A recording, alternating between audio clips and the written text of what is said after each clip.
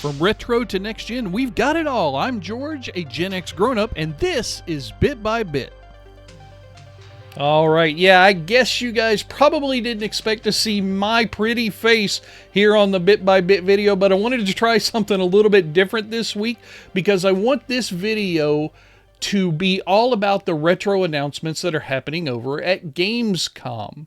So there are a ton of retro articles that are out there right now. Let's jump right into it and not take any time. Here we go. First up from TimeExtension.com, we've got the Vectrex Mini announcement. Now, you guys know we have been talking about this over on the GenXGrownUp YouTube channel, but here's a cool little article.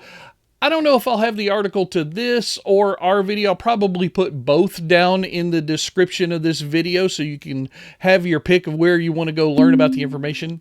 Probably should go to GenXGrownUp.com, shouldn't you? But anyway, let's. They give a little bit of the history of the Vectrex right here.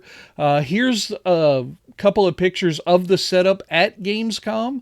Those controllers, boy, that's really tiny unless he's just got monstrous giant hands. I don't know. Here is a little image and a video of the AMOLED panel that is supposed to mimic the look of the monochrome CRT monitor from back in the day. Not sure how successful that's going to be. They've confirmed it's going to have HDMI out and a micro SD card slot so you can load up your own games, including homebrews. Here's another little video. But, you know, this one's great and all. But I would still go right here, GenXGrownUp.com, Vectrex Mini, right? That's really where you want to go whenever you want to learn about anything when it comes to retro news. You want to head over to the GenXGrownUp YouTube channel. This video is doing really well for us right now. John gave a nice little detailed description of everything. Wants to know, are you in? So go check it out. All right, let's see what's up next. We got Nintendojo.com, the Mortal Kombat Legacy Kollection that we have all been talking about like crazy lately. They finally gave the final roster of games at Gamescom 2025. Let's jump right down to it. Here it is down here in blue. We've got Mortal Kombat 92 for arcade, SNES, Genesis, Game Boy, and Game Gear. Mortal Kombat 2, Mortal Kombat 3, Ultimate Mortal Kombat 3. Now this one has this little interesting note, WaveNet Arcade, and it's talked about down here in the bottom of the article.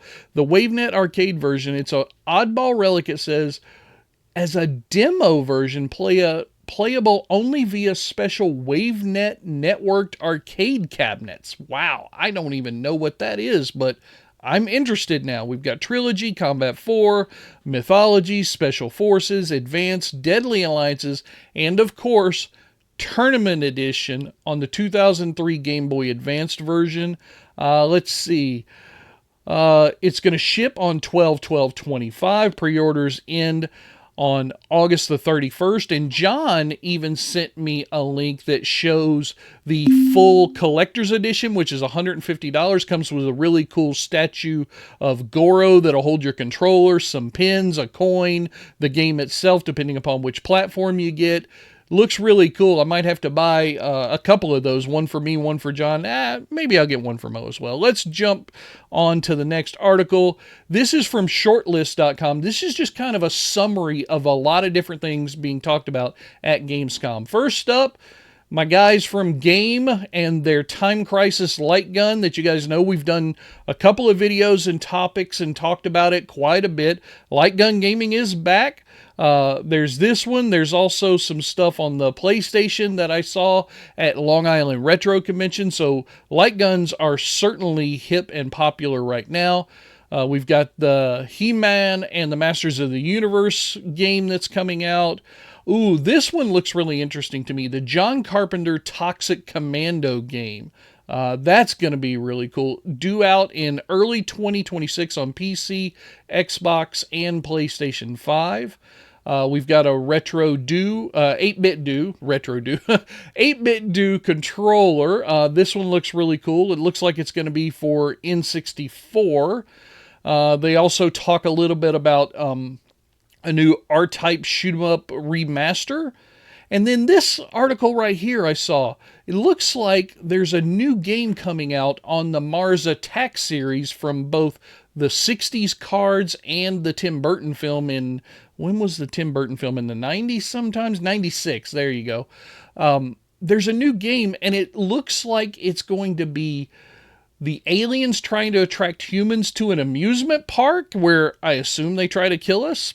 Anyway, here's another one that's got everybody's attention. The A1200. They are showing a model of this from some developer that's behind closed doors at Gamescom 2025. And I think I've got an article coming up here that we'll be able to talk a little bit about that in just a second. What's fueling the retro revival? Well, all of us Gen Xers with free money to spend, I suppose, those who do. But yeah, this is a good little article. Once again, of course, these article links will be down in the description. Here is a more detailed one about the He-Man, Black Myth, Zong Cool Steel Gamescom first day. Ooh, that's pretty cool. This is from newsbreak.com. So I'll have the link to this article down in the description. It's pretty lengthy here. It's going to be some good reading. Here is that Amiga 1200 article from GamesRadar.com. You can see they've got this like whiteout prototype that's 3D printed, and they also have the motherboard. And I saw down here, where was it? They were thinking that it's going to be around a $200 price point for the board itself. I saw that somewhere. I don't know where I saw it. I apologize. But of course, this is all going to be really interesting because we all know that Commodore itself, which owns the licensing to the Amiga, has been recently bought by Perry Fratrick. So yeah, I don't know what's going to happen with this A1200, but hey, as long as I get an Amiga FPGA console at some point in the near future, I'm a pretty happy guy. All right, and then finally the last article that I wanted to talk about here real quick is from Insider Gaming Network. Pac-Man and Sonic are doing a crossover where they're going to have a DLC. So Pac-Man World Repack 2, which I talked about in a bit-by-bit article a little while ago, is going to get a DLC later on with Sonic as a character, and the Sonic Racing Crossworlds game is going to get a DLC in early 2026 that features Pac-Man as a character. I don't remember seeing these two systems together, these two characters, I mean, in a game. I could be wrong. I usually am, as you guys know, but still, it's pretty cool. There's a little trailer video that you can go check out over on YouTube. And yeah, this looks to be a really cute and fun crossover in order to get everything going between Pac-Man and Sonic. Not that they need a lot of help. Those are two of the most iconic gaming franchises of all time. But seeing the two of them together ought to bring a lot of eyes to the product for sure. And I, for one, can't wait to see what's going to happen. All right, everybody, that's the news for right now. I'll have the standard outro here on the end of this, but I just wanted to jump in real quick and say thank you guys so much. This is like episode number 73 or something of the Bit by Bit series, and I just wanted to try this out a little bit differently. Let me know down in the comments if you like this format, if you like seeing me, or if I just make you throw up like most people in my life because I'm so damn ugly. But if not, I might keep trying to do it something like this just to have a little bit more fun, just to engage with you guys a little bit more. Again, leave your comments down below. I'll be happy to respond to them, and we'll see you guys next time. Bye-bye.